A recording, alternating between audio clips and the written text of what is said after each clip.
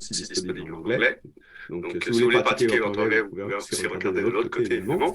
Le lien, nous allons aller dans les menus, donc aller chercher pour les chercheurs, chercheuses d'emploi, évidemment.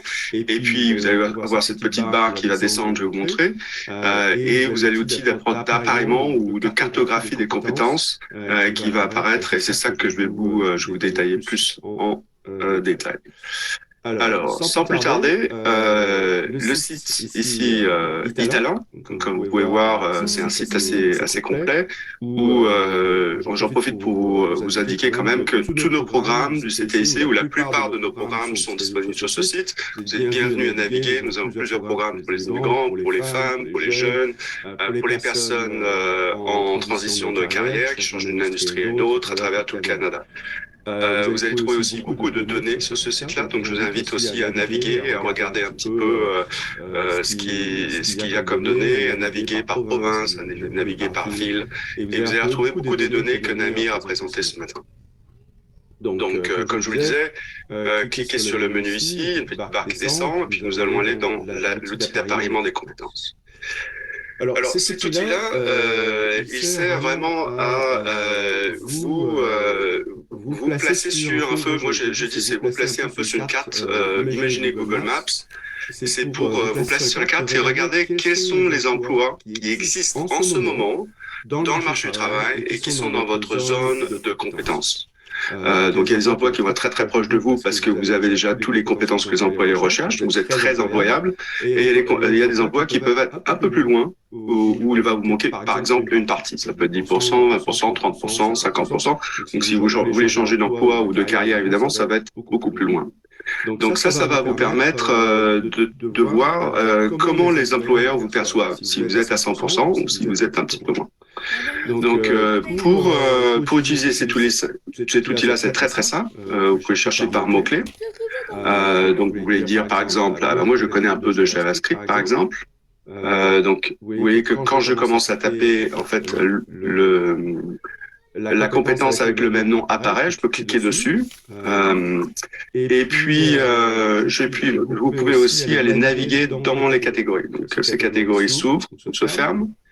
Et là, vous pouvez regarder, par exemple, on va dire, tiens, ben, ça c'est la première catégorie, en fait, ça vient aussi d'autres emplois qu'on a ajoutés, par exemple, dans l'agriculture, la construction. Donc, c'est pas, peut-être pas nécessairement, là, mais vous avez, disons, des connaissances informatiques.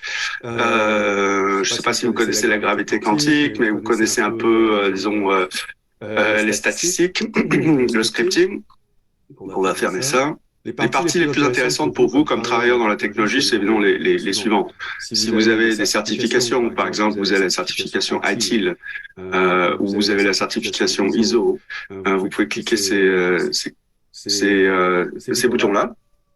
Après, il y a les compétences de conception. Alors, Illustrator, tout ça, ça va être très important pour les designers, par exemple. Vous avez les données. Alors, disons, moi, je suis plutôt une formation informatique, donc j'ai du JSON, du MySQL, un peu de Big Data, des mégadonnées. Excel, oui, je fais un peu d'analyse de données. Access, j'en ai fait, mais je suis plus trop courant, je vais le laisser. J'ai fait du SQL, du SQL Server, un peu de sécurité des données, un peu de jQuery.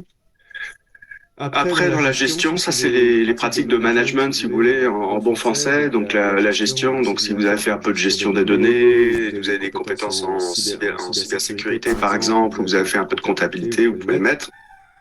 Je vous encourage à mettre quand même beaucoup de compétences puisque ça va raffiner le résultat avec l'outil. Après, vous avez les compétences humaines. Alors, bon, on appelle ça plus techniquement compétences interpersonnelles, compétences intrapersonnelles. Je crois que Namir a appelé ça aussi le savoir-être. Donc, c'est comment est-ce qu'on travaille en équipe, les attitudes, les habitudes, les compétences intrapersonnelles et interpersonnelles. Donc, c'est un peu de communication orale, par exemple. Vous avez beaucoup de pensée critique. Je sais travailler en équipe, la pensée créatrice, la résilience, la volonté d'apprendre, très important. Les employeurs ici au Canada valorisent ça beaucoup. C'est important d'être honnête et puis de savoir vos limites et d'être honnête et de dire, bah, je veux juste l'apprendre. Travailler efficacement, ça c'est bon. Aussi, en infrastructure technique, quand on est programmeur, par exemple, on connaît généralement, par exemple, Git, on connaît, par exemple, Linux. Donc ça, c'est, je crois qu'il y a du DevOps, du Ansible, par exemple, ici, un peu de cloud. Je sais ce que c'est que ça, le Docker, voilà, DevOps. Et puis, pour les outils, ça, c'est plutôt les logiciels. Donc, voilà, Jira est là, par exemple. J'ai utilisé un CMS, par exemple, WordPress est en bas, Selenium pour le testing, je fais un petit peu de SEO comme ça, disons que c'est bon. LinkedIn. La partie intéressante pour vous, ça va être la partie programmation, évidemment. Alors, disons API, disons que j'ai fait un peu de JavaScript, donc disons que j'ai fait aussi CSS, HTML, j'ai fait un peu de React.js, du Perl, et, voire même du Python, un peu de REST, des tests unitaires, bien sûr, du débogage. Ensuite, dans la gestion de projet, disons que quand même je suis un petit peu à jour, j'ai fait Agile, l'amélioration continue, du Scrum, un peu de gestion de projet. Voilà. Donc ça me donne à peu près 50 compétences. Et vous pouvez les relire, vous naviguer un petit peu par ici, mais on peut aussi regarder, bon, qu'est-ce que ça donne? Alors, il suffit de cliquer le bouton et laisser la machine fonctionner un petit peu. Et voilà. Donc, on nous donne par ordre de meilleur match, si vous voulez, meilleur appareillement. Alors là, aspect informatisation des cultures, très intéressant, parce que Excel, CMS, communication orale. Et là, on me dit les compétences qu'il me manque pour postuler à un poste comme ça. Donc, j'ai déjà ces 3 compétences-là, mais les employeurs aimeraient voir les compétences qui sont ici en bleu, donc manquantes. Développeur full stack, ça c'est ce qui m'intéressait un peu plus. Ça me dit 39%, peut-être que j'ai oublié d'ajouter des compétences aussi. Là, en bas, toujours, on me dit dans le bleu les compétences que j'ai manquées. Effectivement, GitHub, je connais Git, je connais GitHub. Oui, effectivement, Node.js en effet, flexibilité. Ces compétences-là, créativité, flexibilité, j'ai peut-être oublié de les cocher. Donc, je peux revenir en arrière, les recocher et puis peut-être avoir un meilleur score. Pour voir les emplois qui sont disponibles, on a aussi mis un lien ici en vert. Donc, si vous cliquez sur ce lien en vert, ça vous ouvre une autre fenêtre ou un autre onglet. Et là, c'est cité en anglais, mais on va régler ça pour que l'interface soit en français. Mais enfin, c'est comme travailleur dans l'informatique, c'est toujours quand même conseillé de connaître l'anglais parce que c'est la langue un peu, c'est comme le latin de l'informatique. Mais vous pouvez voir les emplois qui sont disponibles, vous pouvez filtrer, par exemple par province, si vous voulez l'Alberta, si vous voulez par exemple le Québec et l'Ontario, voilà, vous avez filtré un peu les différents emplois qui sont disponibles dans les provinces. Donc ça c'est intéressant d'abord regardé le site Italent Canada et regarder un peu les données pour savoir comment sont les tendances d'emploi dans différentes provinces avant de venir ici, comme ça vous pouvez être plus précis dans votre recherche. Et à partir de là, vous pouvez juste faire votre demande pour un emploi. Je vais te chasser. Donc je reviens ici. L'autre chose que je voudrais vous montrer, c'est quand vous voyez un petit plus ici sur les lacunes. Ça c'est les compétences qu'il me manque en ce moment. Donc vous voyez GitHub, bon ça, probablement vous connaissez GitHub.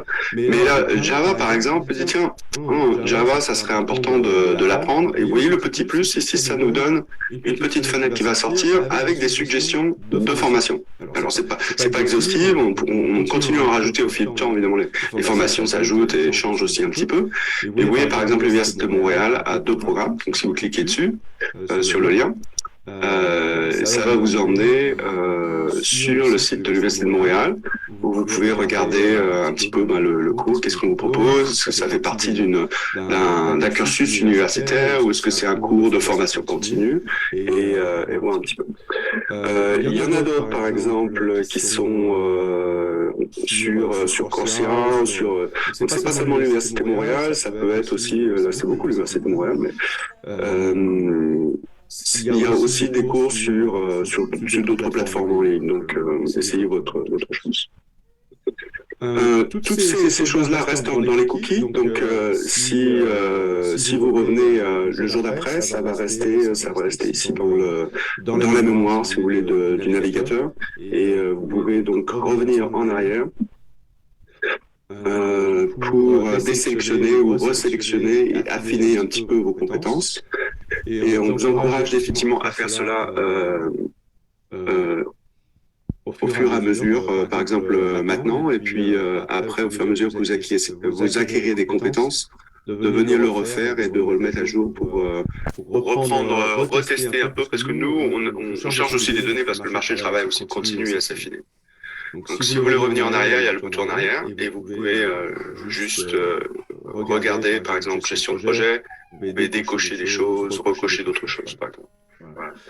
Ça conclut un petit peu ma présentation. Ça fait à peu près 15 minutes. Je voudrais laisser du temps aussi à mes collègues de faire leur propre présentation, mais je vais rester en ligne. Et si vous avez des questions, je serais ravi d'y répondre avant la fin de la période pour les questions et réponses. Merci encore pour votre attention et bon courage et bonne destination Canada. Je vais passer la main à Mélissa et à Anne.